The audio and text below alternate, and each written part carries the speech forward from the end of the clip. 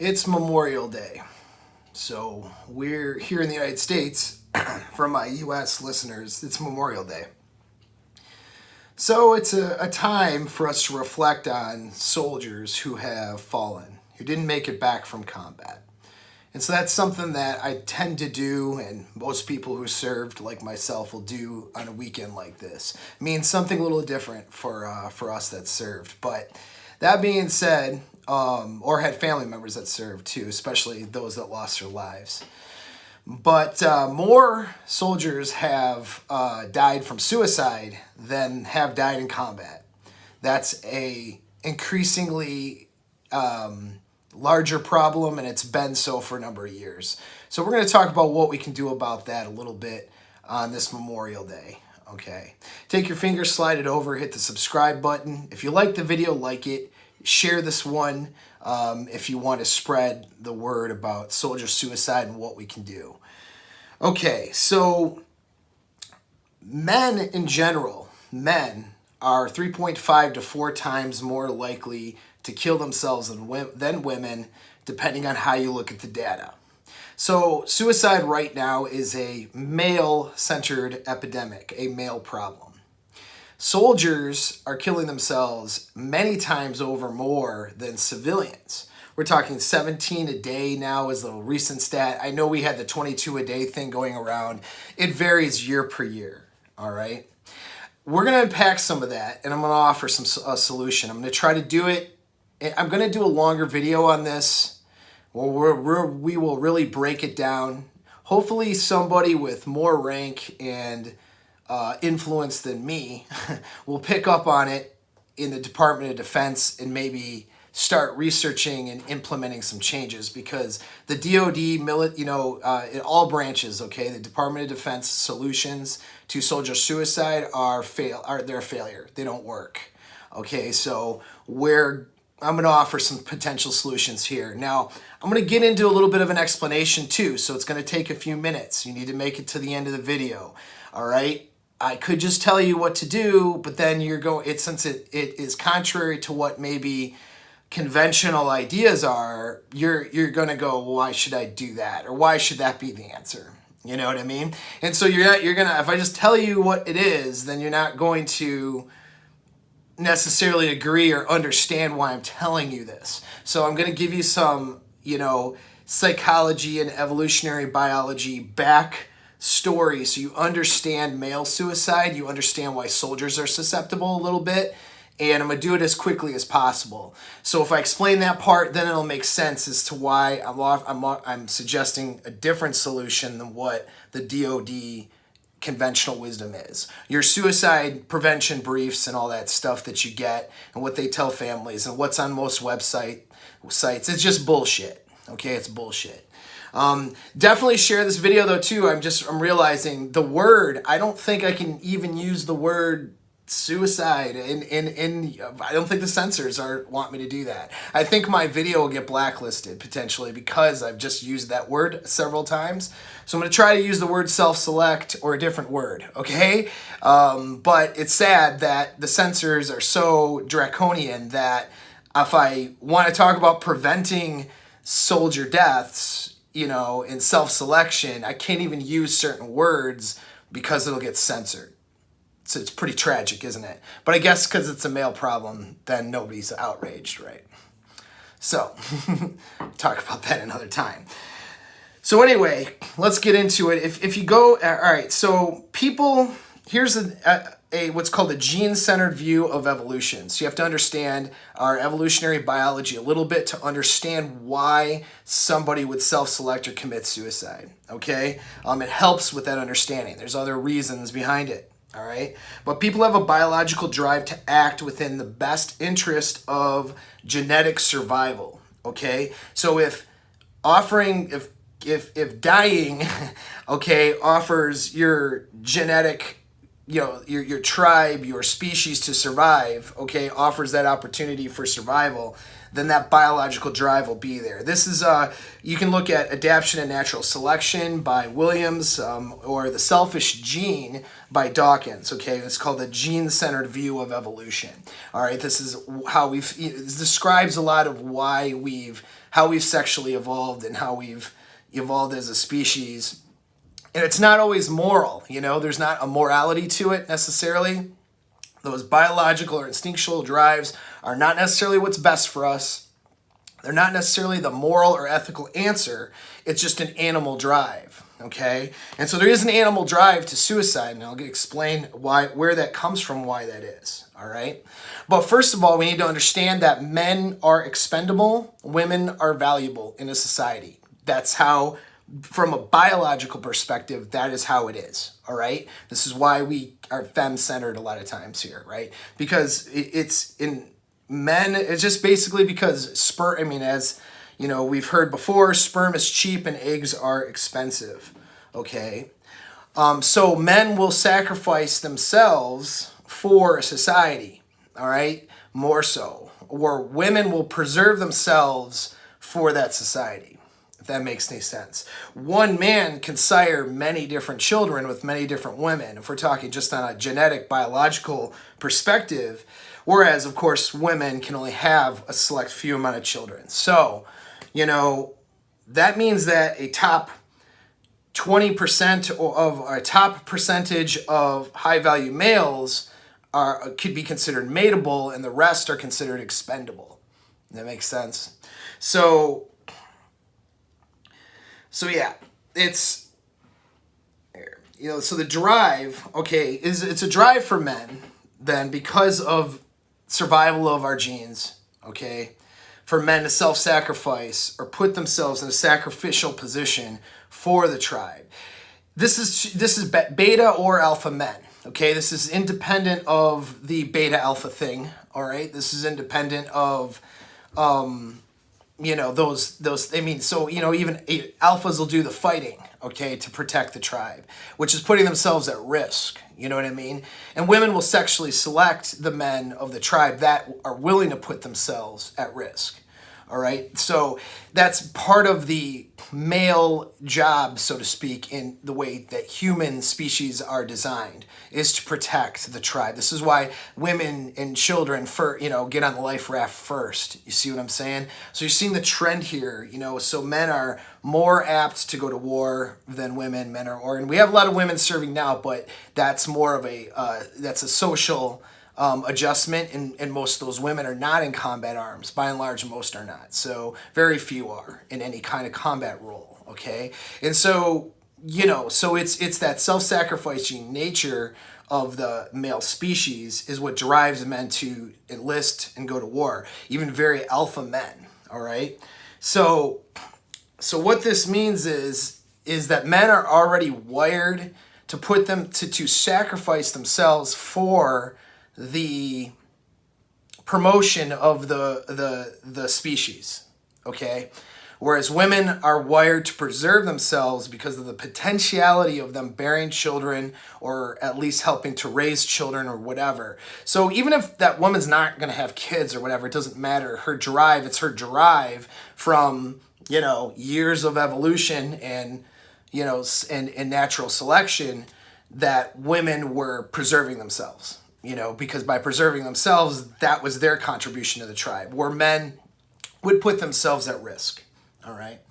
So what makes a man or woman valuable? Because when we get down to suicide, it has to do with feelings of being valuable, all right? How you're from a instinctual or primitive instinctual brain has to believe that we are valuable and a contribution to our genetic survival. All right, that goes back to that gene-centered view. So for our genetic survival, human beings need to feel that they are a contribution to that, okay? So now men will feel valuable and feel like they're a contribution to that gene-centered view either through production. So they're either producing something or putting themselves at risk for the tribe. And this is why men have taken the more dangerous jobs This is why men have historically put themselves more at risk, okay, than women. All right. Now, women feel valuable based on social acceptance and children. Okay. So parenting makes a woman feel valuable. Okay. And being accepted socially does as well. All right. So the reason why is because social acceptance, when men were out getting the resources, hunting, doing the hunts, you know what I mean? Going out and bringing resources in, where women were back in the tribe, so to speak, utilizing those resources. And within that utilization, the social structure within the tribe was often maneuvered and directed by women. And women got more, we could say privileges or more status based on that social interaction. This is why women tend to do better socially than men do, like by and large, okay? Women are better at communicating socially. Women are better at sub-communication. There's reasons, like at a genetic level, why that's true. Obviously, individuals will vary, but, we're talking about just from genetic standpoint. So for women, for them to feel valuable, they will seek social support and acceptance, okay? They will seek, support from their friends, from other men or male orbiters, or their significant other, whatever it may be. Or they'll turn to their children, dive into parenting really hard. Now, so what about, and I know you're going to say, what about women who accomplish things, right? Like, what about those powerful women, okay? Well, okay, there are women that accomplish a lot of stuff and that are just like men accomplish things. There's women that accomplish things, but that internal drive is a little different.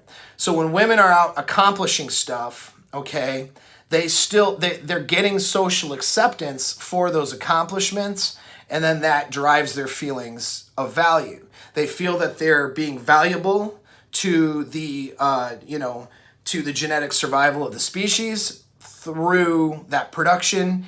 And people are telling them that, and that they're a powerful woman and they're so great and they're the boss and all that stuff. And then that promotes that for them. All right, that's how that works for them. Especially women, if they don't have children, that's where they get some of that drive. Now, a lot of them find themselves unhappy doing that because it is more of a male role. But you know what I mean? That's where that reward comes from, though, is social acceptance.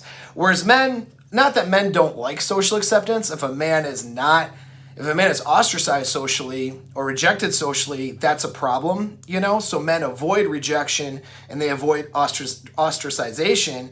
However, men know that they have more leeway to be less socially aware if they're bringing in resources. This is why men can be assholes, okay, and as long as they're producing. You get what I'm saying? And so that's the thing about men. They're still seeking value through production or through self-sacrifice, all right, in the process of production or protection. Whereas women want that. Women rely primarily on that social acceptance, And so this is just, again, this is not somebody who wants to listen to this video and go, I'm different than that. Whatever, I'm not talking about you then, whatever. You're probably not, but that's another, this isn't a case study on you, okay? This is just the general truths based on our evolutionary process. And so where does this all tie into suicide, okay? Well, if women are more likely to preserve themselves, then they're less likely to self-select or kill themselves. Does that make sense? And so... And then, the other side of it is if men evolve to self-sacrifice, then they're more likely to. Now, this is especially true if a man feels like he is not producing.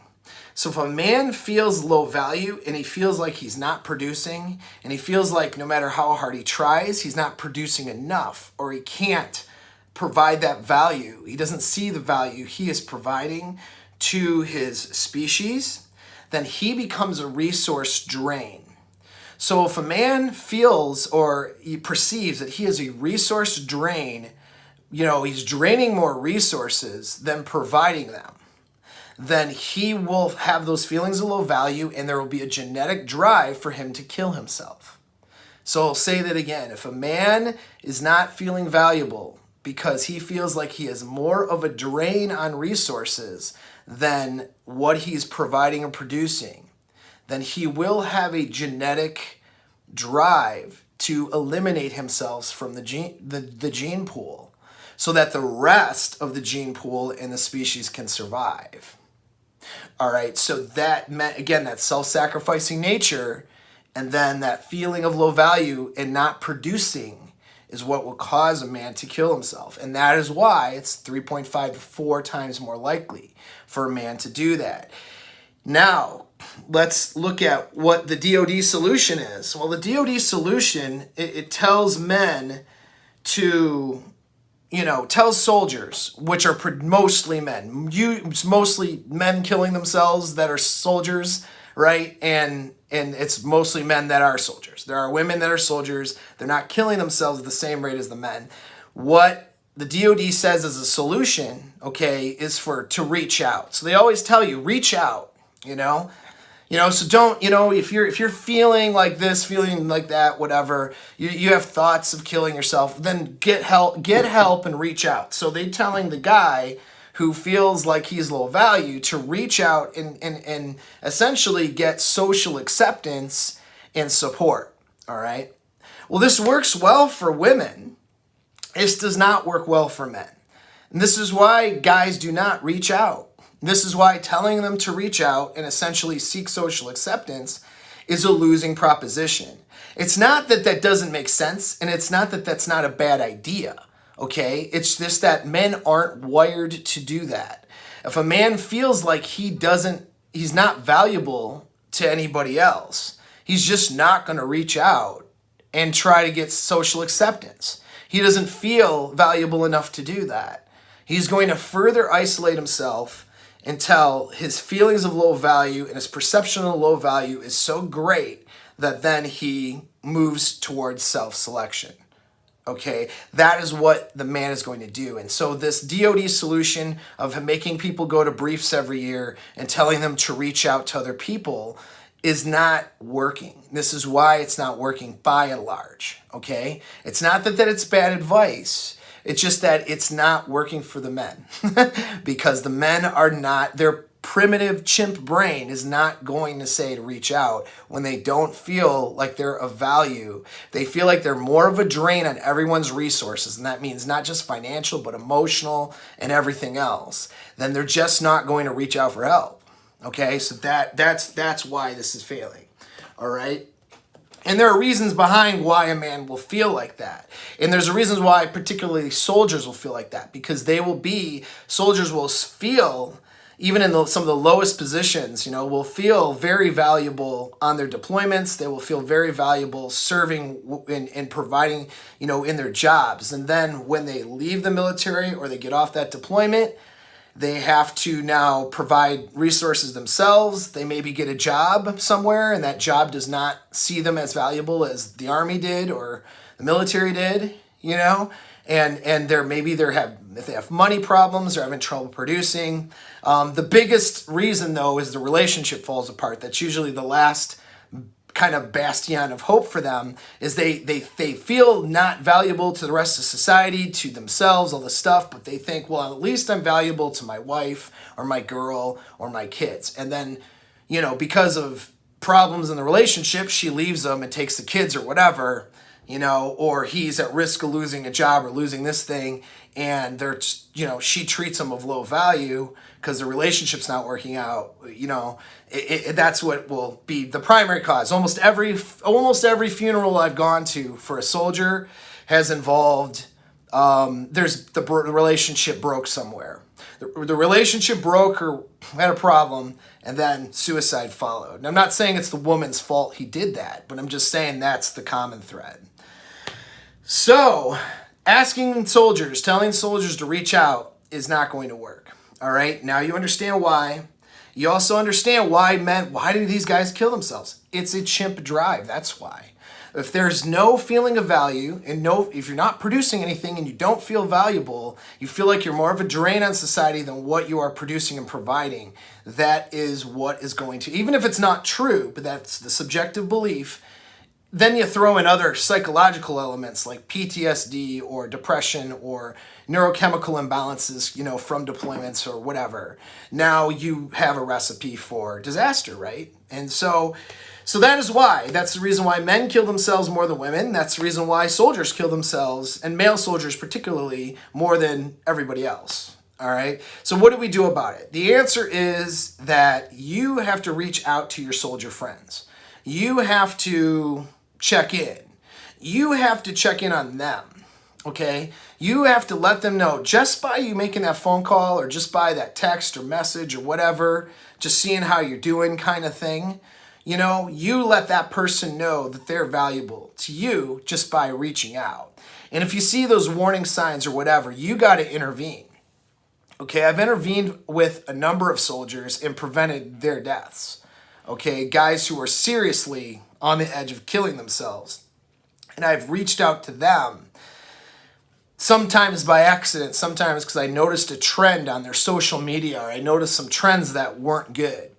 And instead of assuming that they would reach out to me, or me saying, well, just call me if you need anything, they'll never call me if they need anything. That's the problem. They're not genetically wired to do that, especially if they're a dominant alpha type male.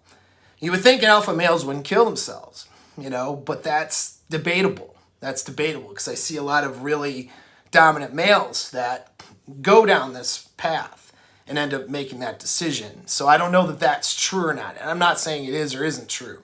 It doesn't matter, okay?